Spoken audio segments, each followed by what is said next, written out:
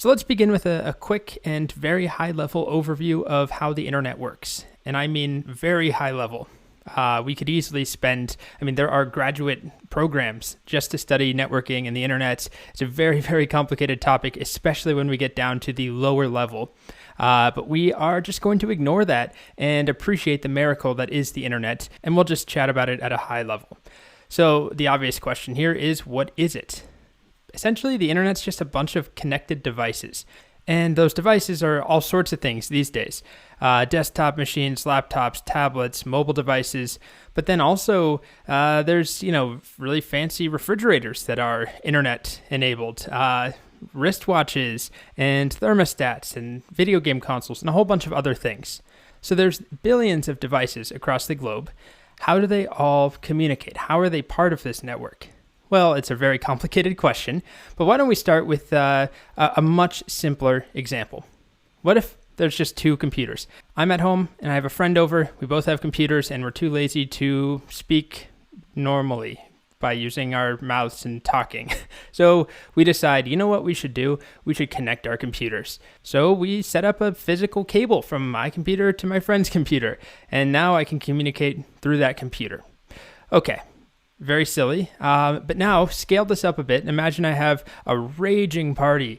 6 more people come over with laptops. Can you believe that party?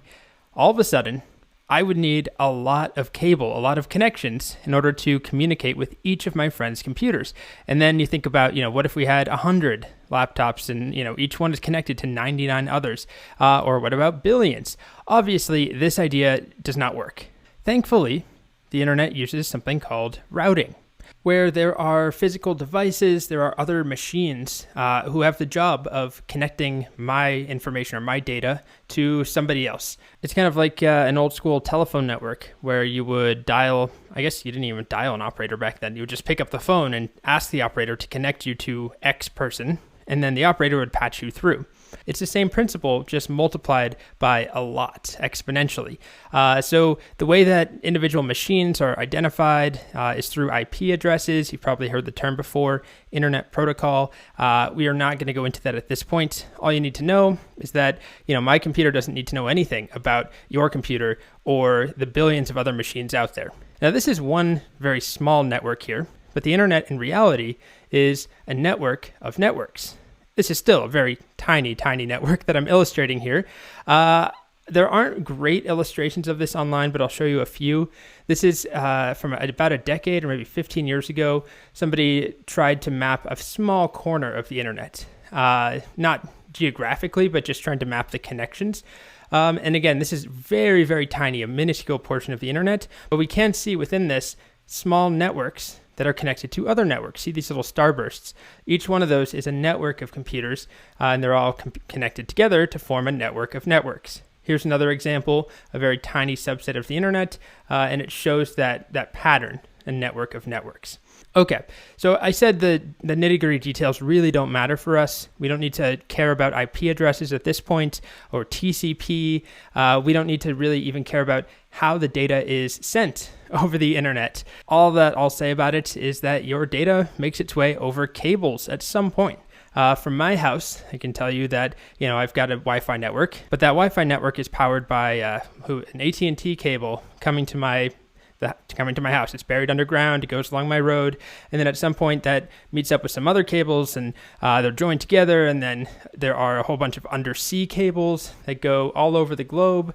You can actually see them here. And so they're buried underground or in very protective casings deep under the ocean. And that is really the most important piece of infrastructure in the internet to connect us globally. But anyway, my data makes its way along those cables as pulses of light. It's not quite a flashlight being turned on and off, but it's electrons going down this cable. It's really quite miraculous how it all works. Long story short, we don't have to care about it at all. We're going to be working with things at a much, much higher level. So to summarize, the internet is a global network of networks, just tons and tons of different devices that are able to communicate. And the internet's really the infrastructure that makes it all possible. It is the machines, the different computers and devices, the cables, the undersea cables, the fiber optic cables, the municipal networks, the home Wi-Fi networks, everything that's all connected to form this massive web.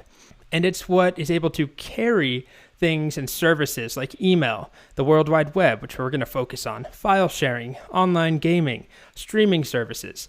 So I kind of think of it as this massive network of highways or freeways around the entire globe, connecting all of our machines, where it's the massive piece of infrastructure.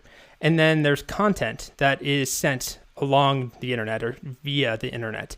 And one of those pieces, one of those systems we're going to focus on is the web, which is coming up next. So if there's only one thing you take away from this video, just remember the fact that the internet is a bunch of connected computers, and it's what enables us to share websites and make the web work, which is what we care about.